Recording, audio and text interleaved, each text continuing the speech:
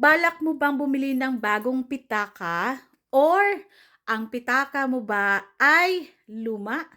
Ito po ay tips ko sa inyo kung paano maging attractor or magnet ng pera ang inyong mga piniling wallet. Una-una po, dapat ang wallet ninyo ay ganito malapad at hindi ang mga folded or yung mga ganito na lagayan ng card. Or yung mga folded na ganito. So, bawal ito mga madam. Okay lang na ganito ang design, pero nakabukas, ano naman siya, malagay siya. Kaso ito, wala kasi siyang lagayan sa ulo. Oh. So, dapat may lagayan talaga na malagyan ng pera na nakahiga. Isa ding tips, kung gusto niyo yumaman through magdala ng maraming pera ang inyong wallet, paano ba ito i-cleansing at paano ang pagpili ng tamang kulay? Unang-una po, ang mga wallet dapat po brand new. Na kung ikaw ay mahilig sa sikanhan, dapat po ito ay galing sa isang mayaman or maluwag pa sa pera kaysa sa sitwasyon mo. Or ang pera na galing sa mayaman, ilagay mo sa iyong wallet or ang wallet na yan, binigay galing sa isang mayaman. Now, sa pagpili po ng mga wallet and also mga bag, dapat din po ang kulay na brown at saka black lang ang pinakamaganda. Kung kayo po ay nagnenegosyo, ang maganda sa inyo ay olive, green, or yung yellow. Kung kayo naman po ay mahilig sa pula, dahil sa tingin ninyo, pampaswerte ang pula, at yung blue, yun po ay talagang maswerte naman.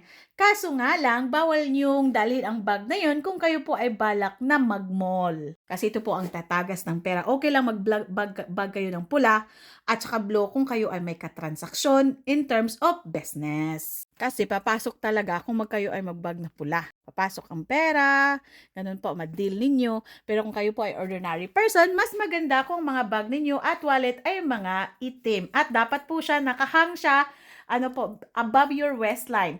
So, dapat nakahang ito malapit sa mga pampaswerte nilagyan or sa wealth area ng inyong bahay. At alam nyo ba ang sikreto sa wallet or bag? Bawal po kayo humawak na basa ang inyong kamay. Yan ang pinakamagandang tip na ibigay ko sa inyo.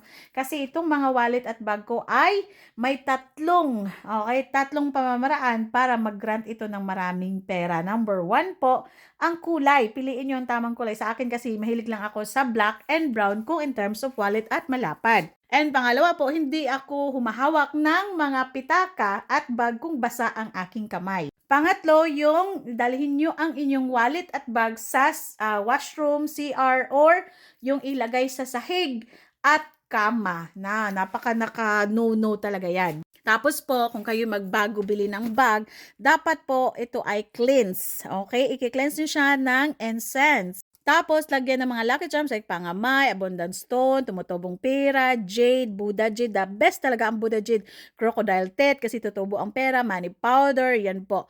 Lucky oil, yan po. So, ito po, pag lucky oil, pakrus po inyong ipahid, tapos sabihin na mapupuno ka ng maraming pera. Or yung mga lucky charms na tumutubo or nag-a-attract ng pera. Now, aside sa lucky charms, kung kayo ay hindi naman bumibili ng mga lucky charms, ang inyong gawin na lang po, lagyan nyo po ng kaunting cotton balls, lagyan nyo po ng kaunting cinnamon powder, kasi yung dalawang yan, mag-aakit yan ng maraming pera. Now, kunting asin lagay sa, tawag po dito, yung transparent na cellophane, kahit maliit lang kasi ang asin, ito po ay nag-aalis ng malas or pagkasaid. Tapos, lagyan nyo ng ahos or garlic. Bakit? Dahil ito po ay nag-aalis ng mga invey para po ma-proceed ang lahat ng mga transaksyon na sa inyo nakaplano. Yan ang isang reason bakit may garlic ang aking bag at asin. Ayan, ang daming asin. Ito yung kinuha ko sa mga restaurant. Mahilig ako take home ng ganito. Yan, lalagay ko bawat isa nito sa aking bag. Yan. Mas maganda yung rock salt. Isa din po, dapat po walang resibo, walang yung credit card. So, ang credit card, iiba nyo po ng lagayan. So, maganda talaga kung meron lang kayong debit card or cash. Dapat po, yung mga may pare-pareho ang stay nyo siya. Unang-una tips talaga is yung pera na pinalihin ninyo sa bagong taon. hindi nyo gastahin yung 168 or 1,668.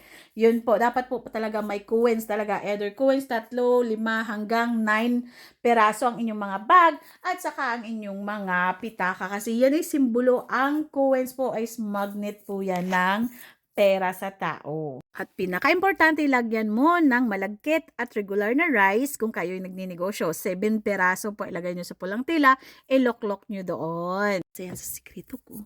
Or kung meron kayong asterisk na nakita sa papel, magandang pampaswerte din yun sa pitaka.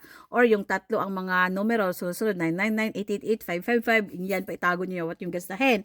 Especially talaga yung mga galing sa palihi. Ako nga pala si Gian Monleon, nagtuturo sa inyo kung paano yumaman. At ito lang pinakamaganda, kumuha kayo ng dahon ng laurel, lagyan nyo ang Feho sign. Ito, 3 dahon ng laurel, the best. Peso sign, dollar sign, at piso sign. Ilagay yan sa inyong mga pitaka. Mag-akit yan ng pera. Dapat din po buo. Ganito po inyong ilagay. Ganyan. Feho round sign at number 8. At saka yung piso sign. So, kuha kayo ng dahon ng laurel din. Ilagay nyo po ang piso at saka dollar sign. Ang dollar sign ay 3. Okay. Tapos, ganito, 3 dollar sign, isa sa isang dahon laurel, at saka yung piso sign 4. And then sa likod nito, yung infinity 5. Ayan ang isulat nyo sa 2 dahon ng laurel. Gumamit kayo ng itim or green na panulat or marker. At again, pinakabawal po ang mga resibo at mga credit card na mga expire na at mga kung anong calling card nilagay nyo sa inyong pitaka at wallet. Bawal yon. At ang paglalagay ng pera, ganito po yan, from malaki to maliit at dapat nakahilira sila lahat. At ito po, dapat nakahilira siya. So, isa-isa yung parang, yan, pare-pareho. So, from mataas to mababa. Yan, tapos pareho yan sila lahat. And ganito din po ang mga sikreto sa pera, mga madam, kung gusto nyo na talagang lapitin kayo lagi. Bigay ko sa iyo yung tips. Eto po, kausapin niyo po na parang boyfriend ang inyong mga pera. Bakit? Kung ituring niyo siya na parang boyfriend, na alagaan, kinakausap, na babalik ka sa akin, pag magbili kayo mga madam, or mag-grocery, or magbayad ng utang, magbayad ng kung anong bayad ninyo, lagi po ninyong isipin. Using your right hand kung magbayad kayo. Ito. Tapos, pag magbayad kayo, dapat iupi nyo po papunta sa inyo. Ganyan. O, bayad ko. Kasi kung ganun po ang itsura nito, ibig sabihin po niyan ay babalik sa iyo agad yung binayad mo. And then kung bibili naman kayo pampaswerte, sabihin niyo po, babalik ito ng multiplied sa akin bago kayo mag-send ng pera sa nagtitinda ng pampaswerte.